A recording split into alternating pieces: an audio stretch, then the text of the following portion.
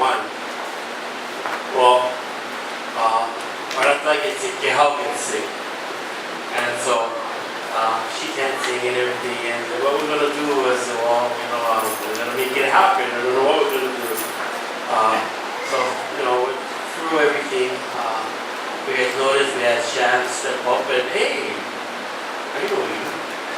We had Shan step up and lead worship, and that was great to hear her up there, and her voice is here singing again. The women came out and helped me out. You notice she never sang; she just stayed on the side. And I was like, "Oh, it's so cool! God made the whole church join the message, kind of thing." So, as we speak about the message today, I pray that we are wise to glean the importance of what we're going to hear today. You hear me say this all the time. Salvation isn't based on your words as far as, I received Jesus in my life and you think you're saved. That's not just it. Yeah? According to Scripture, it says that everything in you must confess. And in order for everything to confess, it means you need to have a relationship with what you have come in agreement with. And so in this case, Jesus saves through a relationship you have with Him. So, I want you guys to understand, you guys hear me stress this a lot.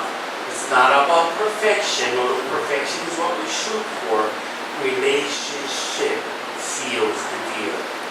Well, when I asked the Lord, what am I supposed to speak on, and what is it that He wants me to get across to the church this week, this came up in my devotionals. I actually started 2 new devotionals, and I was really moved by one that I read it again.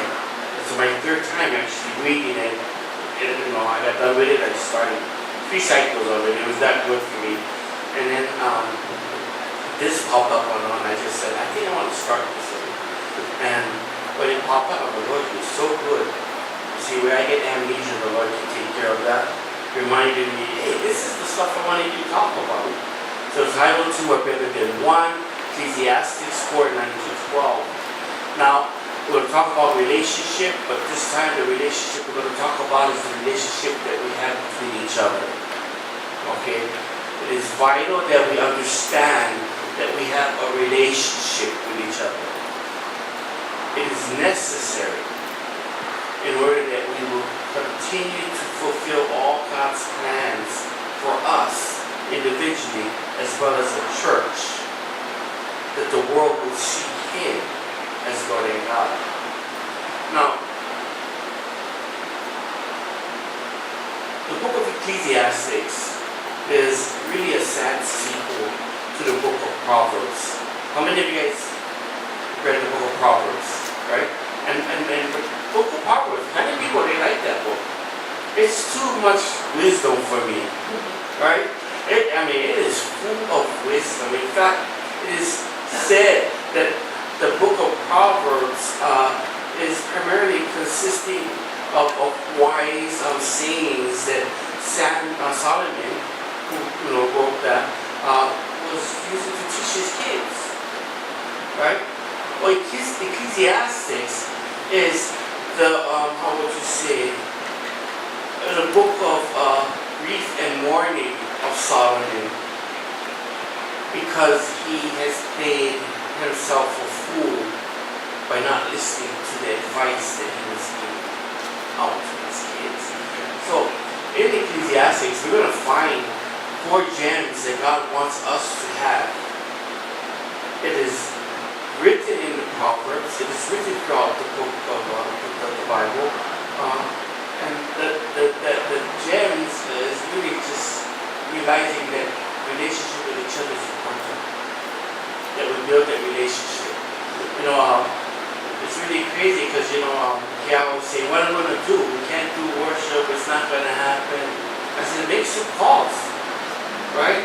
Oh, but what if this and what if that? I said, we don't know what's going to happen until we make some calls.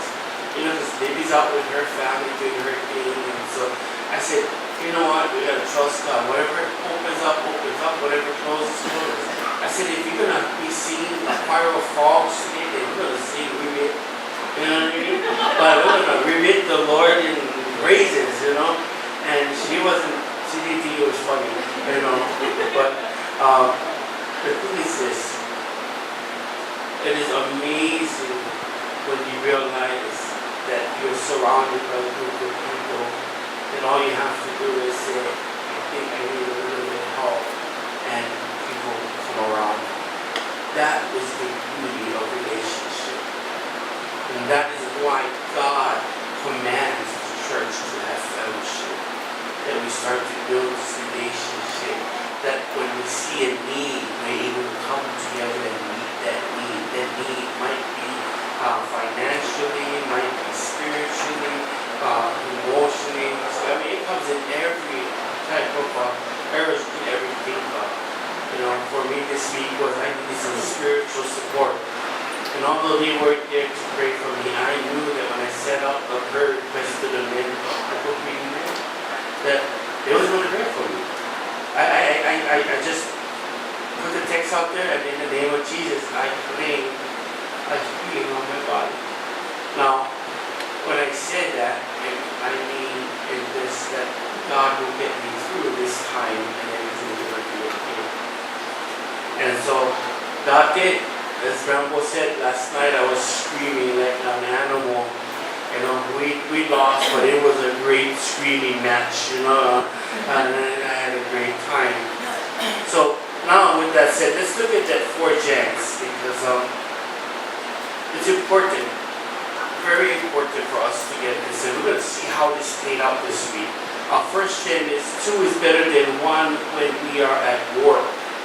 Now, Ecclesiastes 10:10 says this, using a dull axe requires great strength, so sharpen the blade. That's the value of wisdom. It helps you succeed. You're probably thinking, what is all this about? Right? What does it have to do? Well, it says, and you should know this, if you know, if you even cook, a dull knife does nothing for you. Right? So you sharpen the knife because it makes it easier to take care of the business of cutting that chicken or steak, whatever you're doing. In Fawn's case, those vegetables. So there's value in the wisdom of understanding that you need to sharpen this knife. Well, the point is really this. It is better to work smarter than harder. How many of you have heard that saying before? Right? It never made sense to me. I think, you know, I thought it was one of those old people saying that just makes us intelligent, you know. But now that I'm older, I realize, oh, it was kind of smart actually, you know. So what we need to realize is that is what God is telling us, that we need to work smarter, not harder. 2 is better than 1 when we are at work, right? So Ecclesiastes 4:9 says, 2 are better than 1 because they have a good return for their labor. Now we need to put this into context. We need to kind of go back into history and realize the time that it was written and what was happening. That's the one thing about the Bible that's kind of hard, yeah? Because you got to research, you got to okay, at this time when this was written, this is what was going on. This was the lifestyle. So when they spoke here, or speak here of labor, what they were speaking about was hard, diligent labor, right? Hard, diligent work. And this term that they were speaking of really described agricultural work. You know, they worked out in the fields, they did those sheep, right? I mean, they did herds and flocks, and that was their lifestyle. And it wasn't like, you know, we're complaining like I get 3 dogs, you know, I gotta take care of 3 dogs. No, they like had hundreds of these sheep and stuff, right? And these fields was really huge, and so they had to work the field. Because if they didn't work the field, then it wouldn't bring a harvest. So it was, you don't work, you don't eat. Remember, how many of you heard that saying? That's the old saying too, right? And we thought it was just being mean. They just do something we didn't understand. Now that we're older, we understand that because we gotta work in order to pay our bills and eat. But literally, in those times, you don't work, you don't eat. And so, this is telling us something. There's a clue in here about life that God wants us to understand. And that's what this is about. It's about our life journey right now. So when I'm talking about this stuff tonight, I want you to realize it's about our life journey. Until the day Jesus comes. We might pass away before that time. We might still be here. I don't know. I don't know when Jesus is coming. But until that time, we have to walk this life as believers. And it's a hard walk. And so, as a believer, we need to understand that cultivating a meaningful life is really hard work. I mean, I never thought about that, but now that I'm a Christian, I know it's hard. Because it's hard to do what is right. How many of you guys ever have a hard time doing what is right? I know I should, but I don't want to. Right? How about nurturing a godly marriage? When, you like fight. So, okay, how is the fight? Oh, let's be happy. I'm like, no, let's kill. Let's fight and kill. So, a godly marriage, I have to put godly perspectives and exercise godly, decisions. And so the Lord says, you know what? Just let some things go. Not worth fighting over. Not me. I'm crossing the T's and the I's and dotting the I's when it comes to fighting. So it's hard work having a godly marriage. Being humble. Right? Realizing that, sometimes you just need to be quiet. Not everything has to be a fight. It's hard work. Right? Hard work to pray for your wife when you're mad at her. Right? Your husband. Yeah? Sometimes you pray, but not a good prayer. You have to change that prayer. Raising responsible children is hard work. My kids drive me crazy. And I think it's going to get worse. Because the older they get, the worse they get. That turbo too just gets more turbo. And it doesn't stop. But it takes hard work. It doesn't mean I don't do it. If I want godly children, I want them to be respectful. Guess what? It's going to take hard work. I have to be disciplined with them. And sometimes it's going to hurt my heart to punish them, but they have to get punished. How it is. Right? Doing ministry is hard work.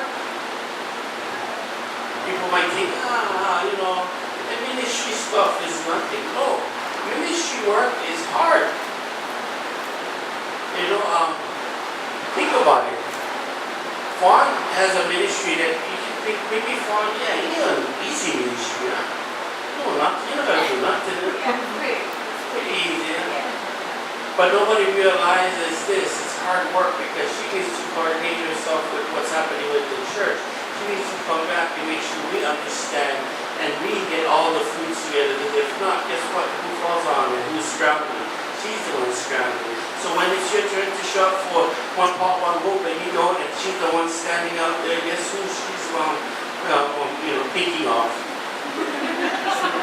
Not in a nice way. You see, ministry is hard work. Why?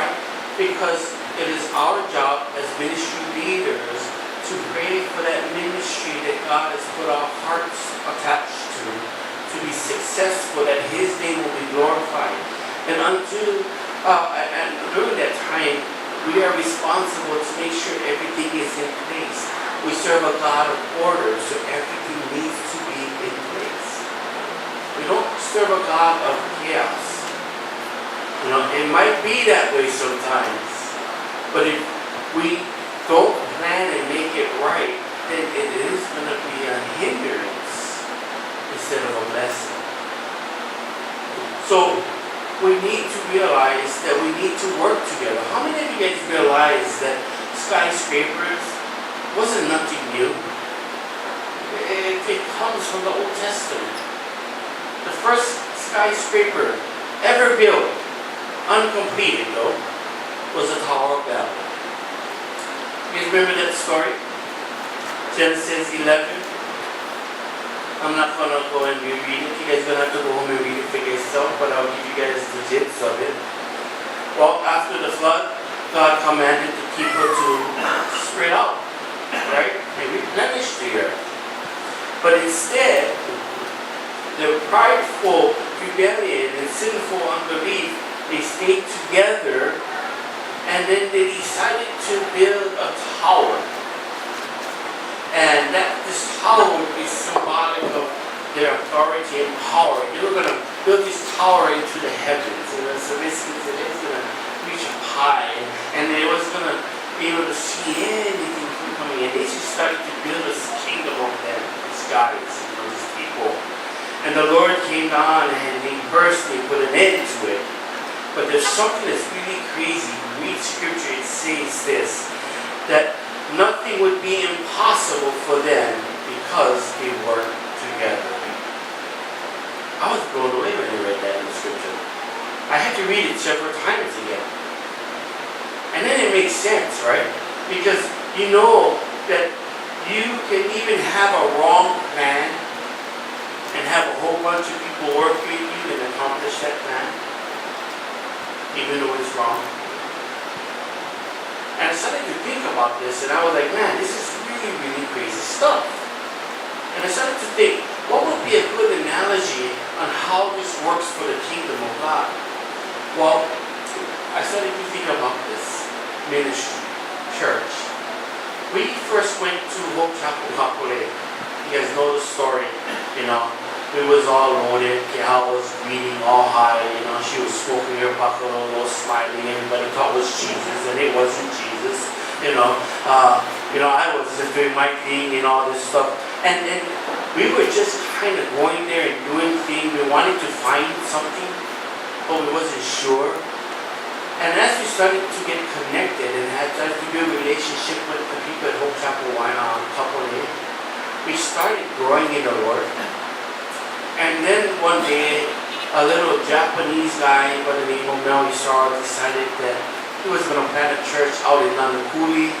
Since we came from Waianae, we figured, hey, why travel out? We want to be in our community, and we decided to follow him into Nanakuli. In Nanakuli, we took about 65 members from the other church. They stayed about 3 to 6 months, I can't remember, and then half of them left. And we were like all alone. Now we went from, 65 strong, 70 strong to like about maybe 30 or 25. And we were scared, right? But that church grew, and before you know it, we had 100 people. And we split that church, and we came out and we started out in Waianae, new church with him. We stayed out here, I can't remember, a couple of years or so. We had started off with a bunch of members from who were dedicated to, or committed to come out for a little while. Went back to, Nanakuli, and when they left, that was kind of scary. We grew again, that church, and then we split, and Mel went over to Pearl City, started another mini church, and here we are today at Hope Chapel, Waianae. Because of working together, we were able to multiply the church of God. I think that's so crazy because, yeah, you can have these big mega churches, and that's fine, and they should multiply as well. But isn't it awesome from a group of 65, we're able to split into 4 different churches and carry those numbers and still looking forward to grow another church, right? And how did that happen? It happened because people came together working for the one sole purpose of building the kingdom of God. That is the importance of working together. That is the importance of us here understanding our value to each other and to this church. Every single one of you are important to God's plan when it comes to Hope Chapel Waianae. I don't care where you are at your faith. You can be where Uncle Bob is, and that's cool. You can be where Mel is, and that's cool. You can be where Mama Boy is, and that's cool. It doesn't matter where your faith is. It's this wonderful community of us coming together and saying, you know what, we're here for one sole purpose, and that is to give God the glory. And by doing that, we grow, and we become people of influence, right? And so, little by little, guess what? The church is going to grow, little by little. Yeah, it's awesome to have great, big, huge growth, but nothing's wrong with having little growth at a time. I've learned not to get discouraged. I used to think we're supposed to multiply and multiply and multiply, and if we don't, then something's wrong. No, even the Bible was wise to say, after 7 years of working the land, let the land rest for 7 years, so that it can be strong again, full of nutrients. So, I want you to understand this, that you are valued and there's a purpose. And as we continue to work hard for the kingdom of God, we are going to get great results. Don't stop believing. One of the things we had is counsel, and I want you guys to just be really know what's going on. So we was in counsel earlier today, and our finances are one of the biggest problems that we were dealing with because we were really in a bad place. And I want you guys to know that the Lord is taking us a long, long way from having zero. Every month just getting zero and even negative. We're in the place where we're just about like $30,000 in our savings. And they may not be huge to you, but for me, we was like MC Hammer broke down. We had no baggy pants going on. Now we kind of Martha Stewart broke. We kind of do good. But that's why today we're able to do the Waianae day where we're buying the shirts for the church members and stickers and food, and we rented out the swimming pool. The swimming pool is rented out from 9 to 9. So you guys can come anytime you guys like, except before 9 and after 9. You guys gotta pay for your own time after that. But we're just making a time to enjoy, and because of all of your hearts to come to work together for Old Chapel to be successful, we're able to be a blessing not only to our community but to each other. Isn't that cool? Right? So one of the gems we need to understand is that two is better than one when we're at work. Right? Two is better than one. And everything we do is good to have relationship. Right? The second gem, two are better than one when you fall. Ecclesiastes 4:10. If either of them falls down, one can help the other up, but pity anyone who falls and has no one to help them up. So, we are being warned that it is dangerous to stand alone. A lot of us, we have that mentality. When I came to the church, I had that mentality. I don't need the church. I know God. I don't need nobody to tell me what I'm doing wrong. I know what I'm doing wrong. I just don't like deal with them. I don't let them tell me what I'm doing and all this stuff. Well, the warning here is really cool because it's saying if you walk, you're gonna fall one day. Right? It doesn't matter how much of an expert you are in walking. It doesn't matter how skilled you are in walking. It doesn't matter how careful you are. My wife is going to kill me, but my wife is a very good walker. She walks all day. She makes her walk me around the school, everything. She is always falling. You can have nothing in front of her, she falls. I'm not kidding. And so when it's really like slippery or when there's something like that can be wet, she's like, I always fall, stay close to me. And I know, I'm like, go to the dry area, and stuff like that. But, I fall. Every one of us, if we're walking, we're going to tend to fall sometime or another. And so here is wisdom. God's giving us wisdom. Now again, when we read scripture, we have to really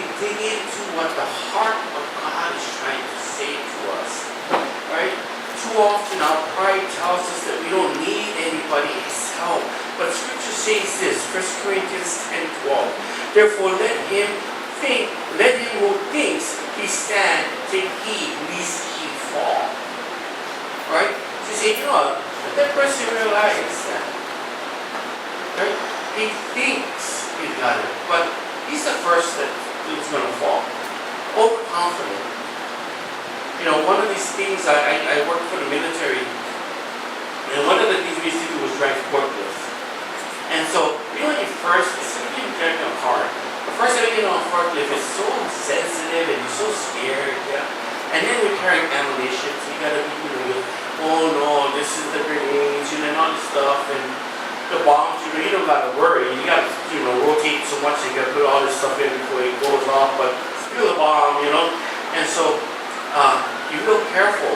But after 15 years of driving a forklift and dealing with these ammunition, you get a technique, and sometimes that is really dangerous because you get overconfident. You're no longer being scared. Being afraid is a very good thing because it keeps you very alert. But when you're overconfident, you tend to do stuff like, and I see so much accidents happen because people were overconfident. If they were just a little bit scared, they would have been a little bit more cautious about what they were dealing with. Solomon is telling us in Ecclesiastes that in life's journey, we're going to have hard times. We're going to fall sometimes. Don't act like failure isn't going to happen to you. That's why I love when I hear people talking about other people, and they goes, well, they should have known. And I'm like, you've been down that road before, and so you should know too. But a lot of times, we're quick to judge people's mistakes instead of helping them out. Our job as believers is to help people up. So what if they failed? So what if they did something wrong? If they come back into the church, we have to love them with the love of God. And until that time, we are still to love them with the love of God and pray that good things will fall into their lives. We tend to forget how important it is to have somebody next to you when you get sick. We tend to forget how good it is to have somebody to sympathize with you when your life is rough. Somebody's telling you that it's going to be okay. That you can trust God. That, those failures isn't the end of your life. That mistakes, those errors, they're not everything you're made up of. It's just a moment, a speck of your life. But isn't it true a lot of times when we do something stupid, we make a mistake, or we feel like we're going to die and we want to die, and we just want to give up. It's so good to have somebody tell you not to. I realize that, as a pastor, I've seen this a lot. But even as I started to think about it, even as just a person in the church under my pastor, I seen people, as well as myself, deal with this. People's pride won't let them admit that they're wrong or they need help. Our marriage is under just falling apart, and we wouldn't ask for help, but we decided to still go to mini church. We would sit apart of each other in mini church. That was a big hint, something was wrong, but instead of bashing us, they would love on us, and we would go through it, and indirectly they start to point things at us, and we started to, well, that one and this, and then they point out our roadblocks, and sometimes we leave okay, sometimes we leave fighting more. Right? I just want you guys to know that's the truth, Oh, we're in church, everything will be alright. No, sometimes you're going to fight more. Because in a mini church, something was said that, oh, so that's what you meant. Or you don't say that at first, blah, blah, blah, blah. But through all this, we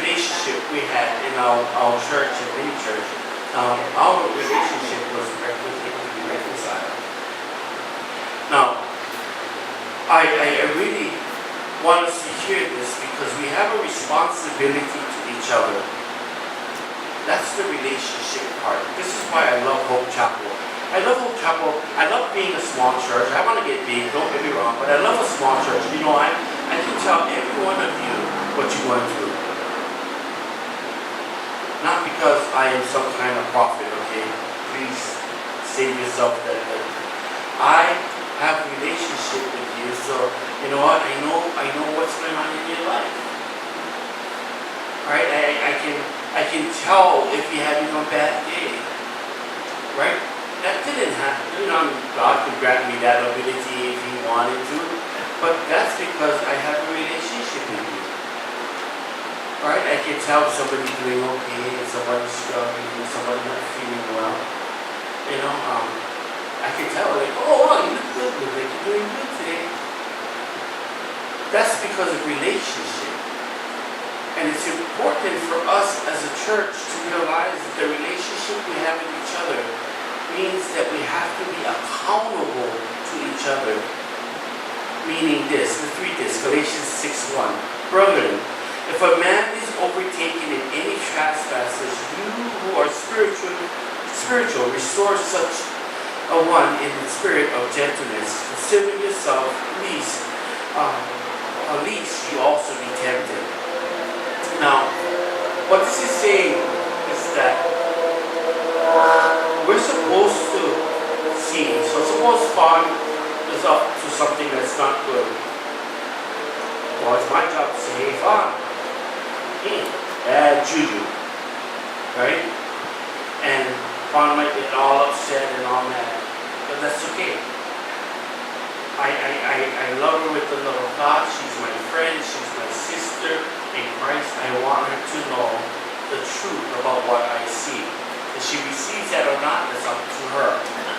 But we have to be accountable to her by being honest. Right? Don't be fake. Okay? If you see somebody and they're doing something wrong, tell them. If they get mad at you, tell them don't get mad at you. God said don't do that. I know. Right? That's why I love preaching. You know, because you don't like it. Don't blame me. I never write the Bible. You don't like what I say, they will complain to God. He wrote the Bible. I'm just telling you what it says. You see, Christians will fall away. They will. Right? Not all the time. And maybe not even all the way.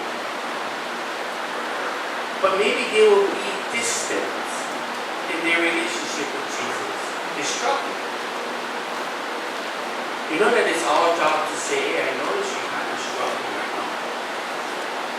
What's going on? Right? Maybe you're not qualified to do this. In fact, I want you to understand this, because the Bible is, when you read this, it's really specific on who's supposed to approach the person. The Bible says that the one that is to approach the person and tell them they're wrong is one that is spiritually mature. You know what that means? According to Scripture, one who has grace and love, but confronts the person saying, Uncle Bob, I love you with all my heart, but what you're doing according to God and His law is wrong. I'm not here to condemn you, but I'm here because I love you too much to allow you to think that what you're doing is okay. Now, the reason why we need to listen to the Bible, it has to be someone who's spiritually mature, because when I confront Uncle, I have to confront him with the grace of God. When I leave, I gotta leave with the heart of God to continue to pray for him and not say, oh, look at him acting up again. You know, let him go. Make holes in his car move. Let him flow, sing, you know, kind of stuff like that. You see, some people are not meant to go and tell other people certain things yet. Because you're not mature yet. You know, oh, that's an insult. No, that's true. Because if you cause one of God's children to stumble, we are in a very bad place. But we are to be accountable. That's why relationships is so important. When I have a relationship, it's easy for me to talk to somebody. That's why it's easy for me to talk to everybody in the church when something's going on. Right? Oh, this problem is going on, I know a relationship, I can get the story from both sides, and they're probably not going to like what I have to say, but that's what it is. And I can guarantee you, if you go someplace else, you can get the same answer. So, we need to understand that we are people who are supposed to restore people. Right? And I want us to get this, because if we continue to do this in the church, we continue to have this habit, then what happens is that when people come into the church, it is a natural action for us. Oh, because how many of you guys give a list of junk that nobody knows about, but if they knew, you would be really ashamed about it? Raise your hand. Yeah. It's probably every one of us.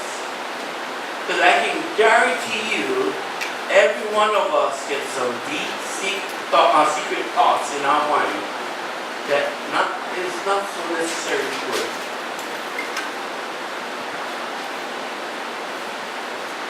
It's kind of quiet, so that means I'm right. You know what I mean?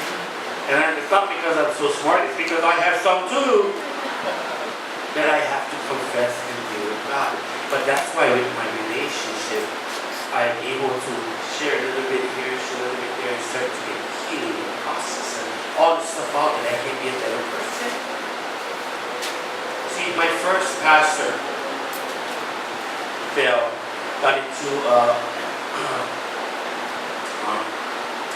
an adulterous relationship, and I was really broken because that was the guy that led me to Christ, and I was like, man, he's like untouchable, and then this happened, and I realized that, you know what, we need to be very careful because we are all vulnerable to these things.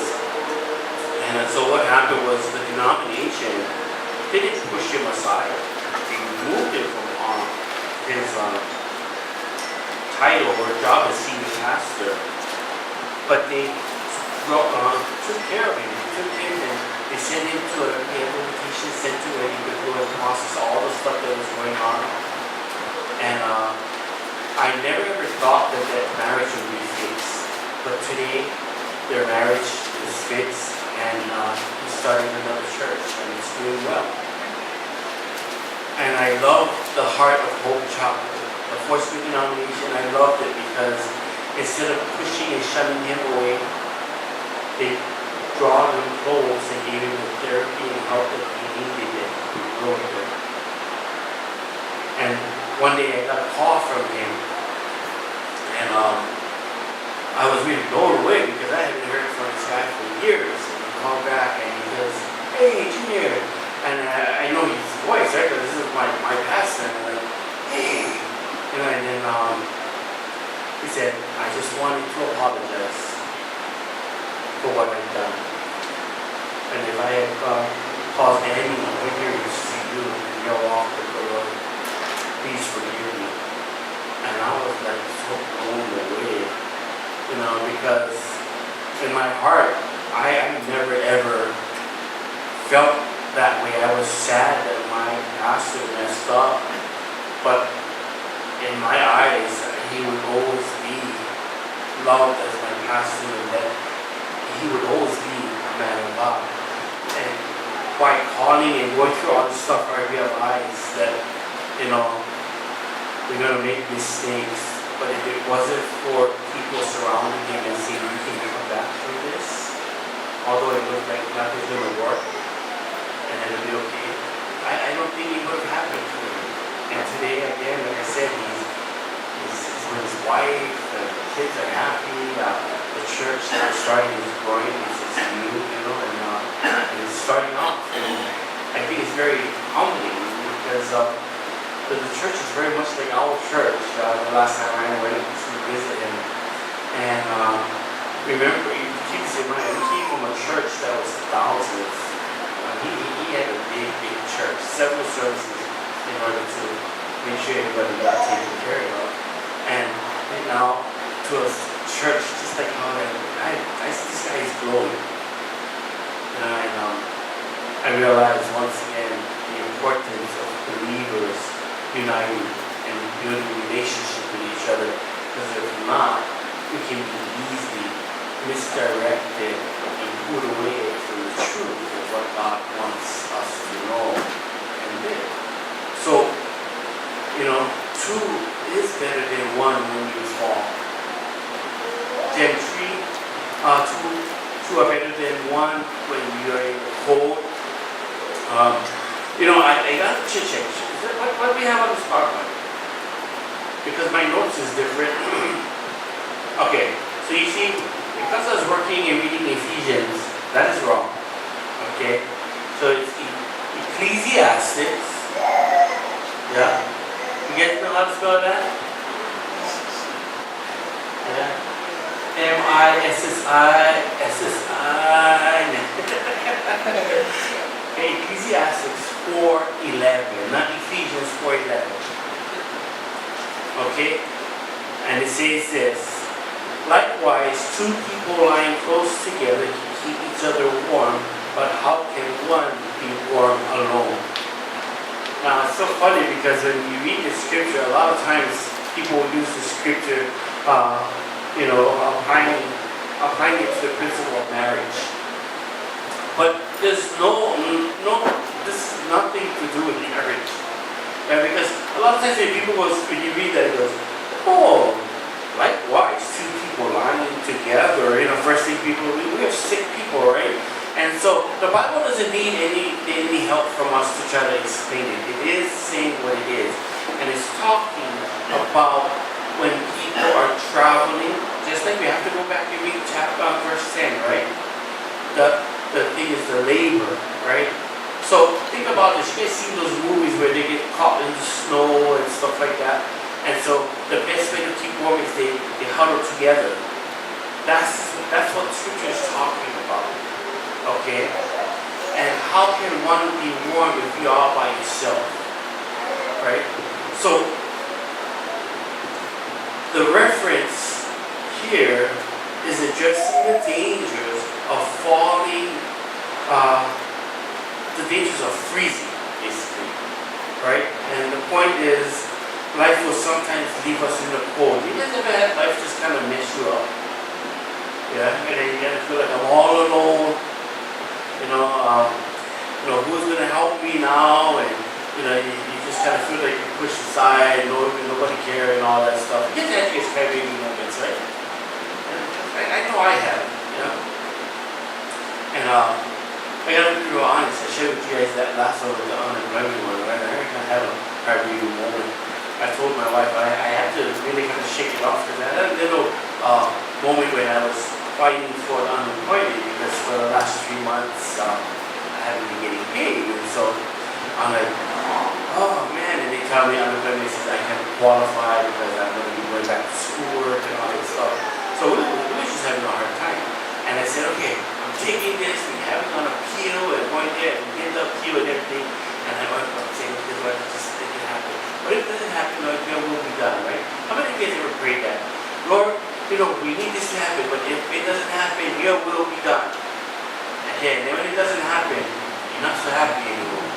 Right? You're kind of like, why? You're kind of like you're going to die or something, right? And so I kind of had, when I got my letter came in, and then I looked at it, and the first word I'm looking for is decline, And then that word popped up. Out of all the hundreds of words that was around, that one word just screamed, decline! And I was like, and I was feeling all depressed and weak, and I went home, and I just, I just wanted to eat all the candy bars and dollars, just every candy bar, I'm a kid, diabetic, no shots, just eat all of it. That's kind of my favorite right now, and I don't know what's going on, but I have to do the favorites.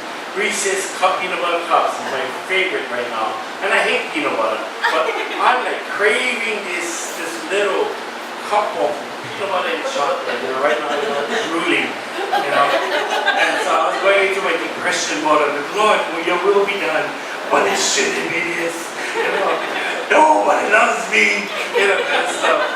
And I want to die and just go get some, peanut butter cups. And so I was like that for about an hour or two. And I said, you're really stupid, And I said, I'm sorry, Lord, that I was having a moment, but I was really hoping and praying that this thing was going to go through. And I had to refocus, right? But it was hard to refocus by myself. Because, I know that I'm supposed to hang on. I know that things are going to work out. But I needed somebody to come and tell me that it's going to be okay. I needed somebody to tell me that they're praying for me and that, no matter what it looks like, that God has been faithful to you in the past. And so I'm too prideful to reach out. Anybody else get like that? Like, I don't want to tell them, but I think I'm begging or something, So I didn't reach out. But I said, I have to be smart to put myself in the presence of people who can help me. And there's something that's really a blessing for me. I had great relationship with a lot of people in the church. One, because I'm the pastor, one of the perks of being a pastor, you get to talk to everybody, right? And the other is that I'm involved in a men's ministry. I'm involved in a staff meeting, and I have counsel, and I have mini church. I surround myself with people that tell me or remind me to stop acting like a baby.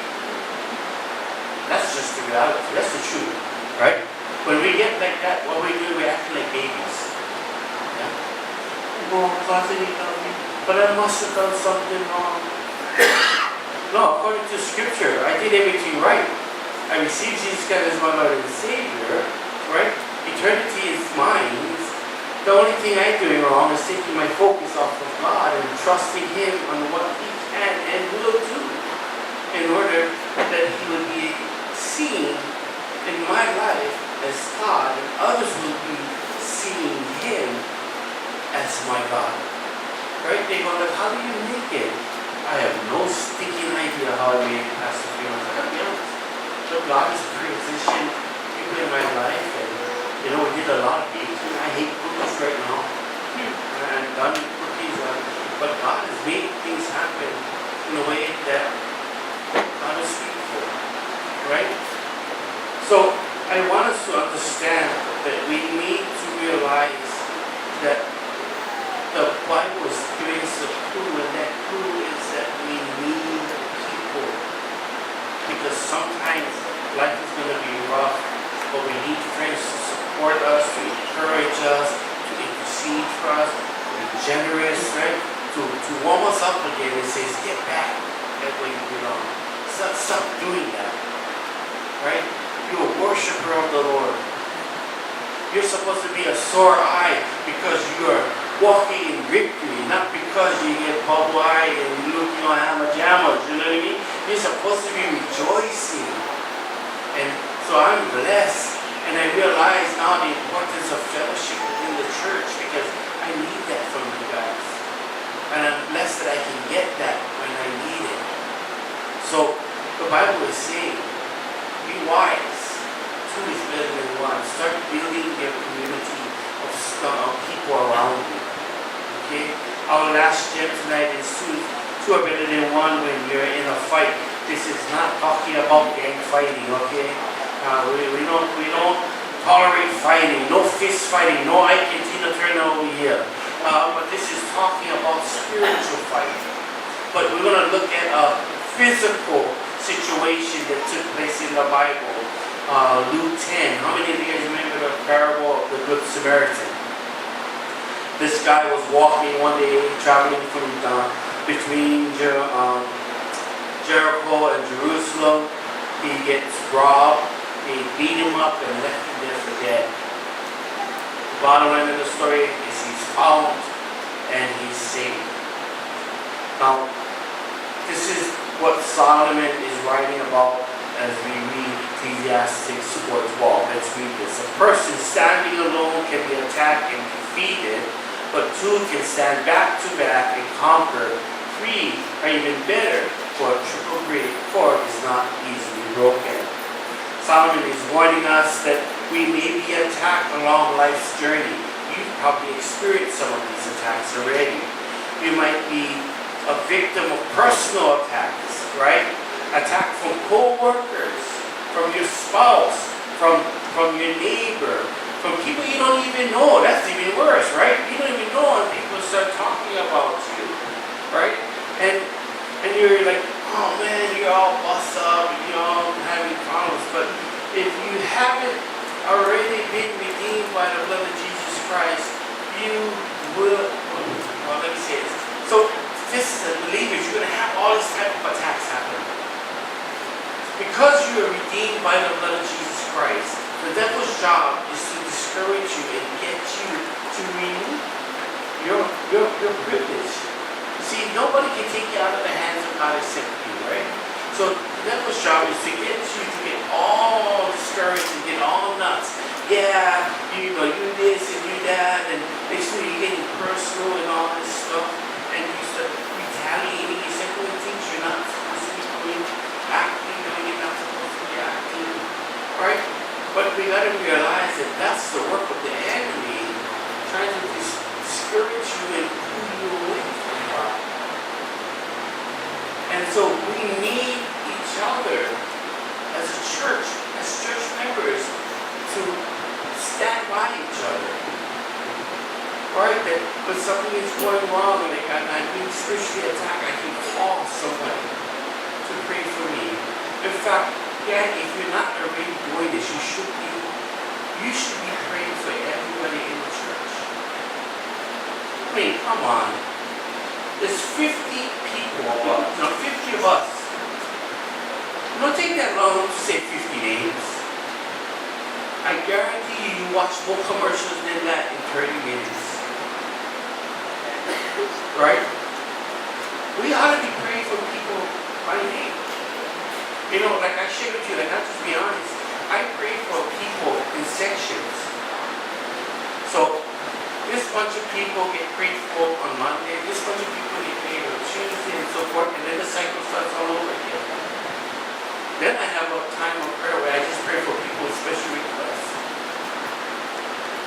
That's just how I pray. But every single one of you get prayed for more than once in a week by myself.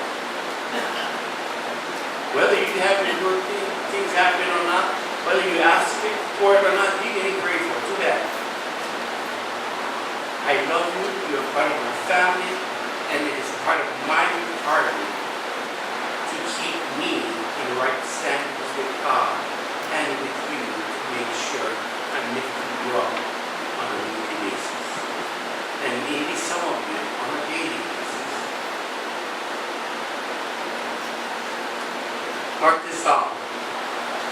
There will be attacks that you can't face by yourself. There will be battles that you cannot fight by yourself. There will be enemies that you cannot beat by yourself. There will be some attitudes that you have that you cannot change by yourself. There is habits that you need to break that you cannot break by yourself. You need relationship in order to conquer those things. So you know the kind of attitude where, oh, nobody needs to know my business. That attitude sucks. And you need some attitude adjustment. Let one of us know we were more than welcome you to come and get an attitude adjustment. Not because I'm trying to be sarcastic, but because I love you too much to let you get stuck in that place and sabotage your faith. I'd rather you get angry at me and let me tell you what's going on truthfully so that you can get back up and do what you're supposed to do, and that is break down the walls of hell in the lives of people that surround you.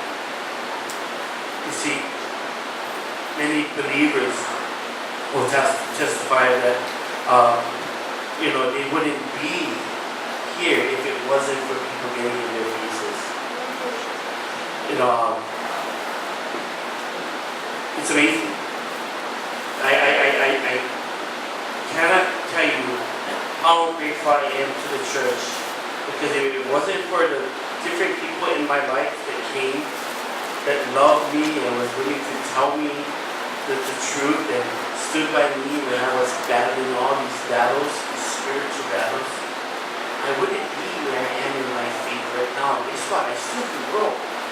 So I'm looking for more of these times, you know, I didn't even care for very much, but where people would say, you know what, time to change the attitude, time to look at a different angle, time to do this, you know, kind of stuff. Because where I am today, I am so blessed because I'm able to see so much more differently than what I used to before when it comes to God doing His work in my life. You know, now we're looking at like 4 months without getting paid and everything. And I told you how, I said, I kind of feel good right now. But don't get me wrong, I have a cry baby moment. I had to cry. But I was so blessed to have people pray for me and say, it's okay, you cry now, stop crying. And you ever needed that? You ever got stuck in your cry baby moment and it was, you know, as much as you want to get out, you don't want to. You want to stay there because you deserve to be a crybaby. You deserve to have this, right? And that's the lie of the devil, because you don't deserve to be in the pit. Jesus Christ paid that price.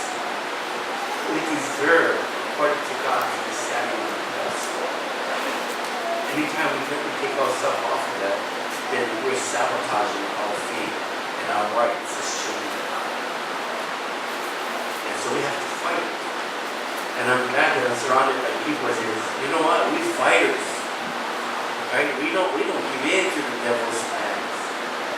Yeah, we may be struggling, but you know what? The end of all this, we are victorious. And I gotta tell you, I get more and more excited as I start working on the message to realize that yeah, we're gonna have more trials and tribulation. All that means is more victories.